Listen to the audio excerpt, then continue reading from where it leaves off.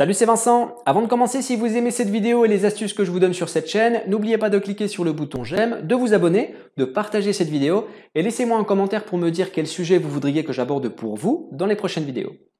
Dans cette vidéo, on va aborder un sujet capital pour l'évolution de votre entreprise, un sujet capital pour votre réussite. Et j'irai même plus loin, un sujet qui va définir ceux qui réussissent de ceux qui échouent quelques mois après la création de leur entreprise. Ce sujet, c'est les feedbacks, les retours clients. Je vais vous donner une méthode, une procédure pour utiliser à bon escient, pour tirer profit de ces feedbacks, de manière à ce que vous puissiez faire évoluer vos produits, que vous puissiez faire évoluer votre entreprise et que vous puissiez booster votre chiffre d'affaires. Les feedbacks ont ce pouvoir à condition qu'on utilise la bonne méthode. C'est celle que je vais vous donner dans cette vidéo. Et pourquoi les retours clients, c'est un sujet capital pour votre entreprise? Tout simplement parce qu'il y a bel et bien un impact sur votre entreprise, ça c'est sûr et certain, mais il y a aussi un impact sur vous, sur votre personne. Oui, si vous recevez que des promoteurs, forcément vous allez avoir le vent en poupe, vous allez avoir le moral au niveau des cieux et vous allez produire de la qualité sans même vous en rendre compte. Ce sera devenu quelque chose d'automatique parce que vous saurez que vos clients apprécient votre travail.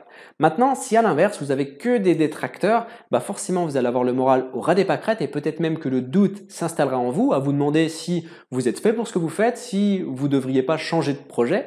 Et du coup, forcément, vous aurez beaucoup plus de mal à produire de la qualité. Maintenant, je vais vous montrer comment faire pour utiliser les détracteurs, mais aussi les promoteurs. Et en fait, ce que je viens de vous expliquer là, c'est un peu à l'image du sport, d'une équipe de foot par exemple.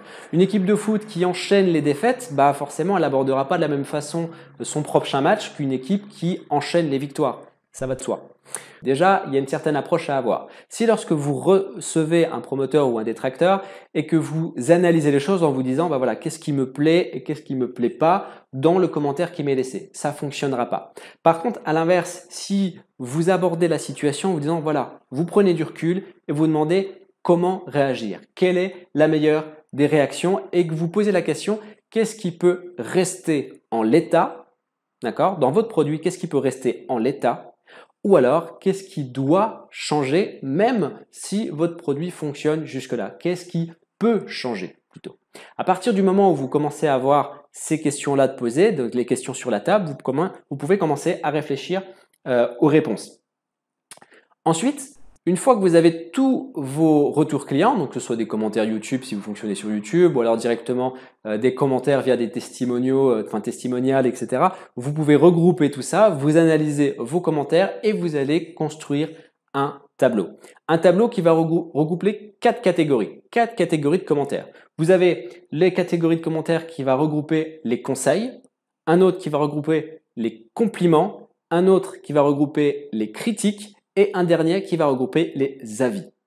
Donc, une fois que vous avez fait ça, déjà, vous verrez un peu plus clair. Comment vous allez les classer? C'est simple. Dans les conseils, en gros, ça va être quelqu'un qui va vous dire « c'est bien, mais il peut y avoir du changement ». La critique, c'est quelqu'un qui va vous dire « c'est nul, il faut absolument tout changer ». Celui qui va vous donner son avis, ça va être « c'est pas excellent, mais je peux faire avec ». Et enfin, le dernier, donc le compliment, c'est celui qui va vous dire « tout est bien, ça peut rester comme ça ». Ok?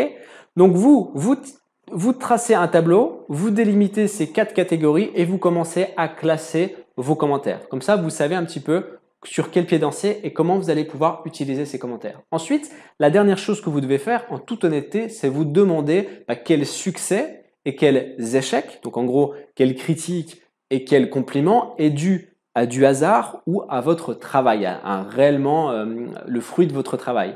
En clair, ce qu'il faut vous demander, c'est est-ce que vous avez gagné le match parce que la balle est arrivée toute seule dans le but ou alors est-ce que vous méritez réellement votre compliment? Et ça, c'est un travail qu'il faut faire sur soi pour être vraiment honnête. On ne va pas s'auto-congratuler si par exemple un mois on a plein de promoteurs, si tout le reste de l'année on n'a que des détracteurs. D'accord? Une fois que vous avez fait ce tableau, vous pouvez vraiment analyser les choses et savoir un petit peu comment vous améliorer. C'est-à-dire que sur toute la partie qui va être critique, on va un petit peu se focaliser là-dessus. Ça fait mal, ça pique un petit peu l'ego, mais il faut quand même se focaliser dessus, voir si la critique est constructive et si on vous donne des informations supplémentaires. Vous avez donc toutes les personnes qui vous ont critiqué, entre guillemets, et vous allez prendre ces contacts-là, donc leur adresse mail, et peut-être prendre un contact un peu plus approfondi avec eux, si c'est possible par téléphone, pour qu'ils puissent vous faire un retour plus complet que ce qu'ils ont fait par mail, si c'est pas suffisamment complet, et qui va vous permettre justement d'améliorer votre produit. Si admettons 4 fois, 5 fois, 6 fois de suite, vous avez la même chose qui revient, la même problématique et la même critique, bah vous saurez absolument qu'il va falloir changer l'option ou plutôt l'aspect qui est critiqué par vos clients. Et plus vous allez faire ça, vous faites un tableau tous les mois, vous dites toutes les semaines comme vous voulez, ça dépend du flux que vous avez, mais vous faites ce tableau-là et à force vous verrez que vous aurez de moins en moins de personnes qui vont critiquer vos produits parce que forcément vous aurez traité les critiques à la source, vous aurez pris considération de ce que vos clients vous disent. Écoutez vos clients, c'est ça qui vous fera réussir sur le long terme. D'accord? Maintenant, il faut savoir aussi une chose, c'est qu'avoir un très bon produit, donc ça, cette méthode vous permet à terme d'avoir un produit parfait, enfin parfait, rien n'est parfait, mais on va dire quasiment parfait. Et il faut quand même garder une chose à l'esprit, c'est que même si vous avez le produit le plus parfait du monde et que vous n'avez pas le bon système de vente pour le vendre, il vous rapportera rien ce produit.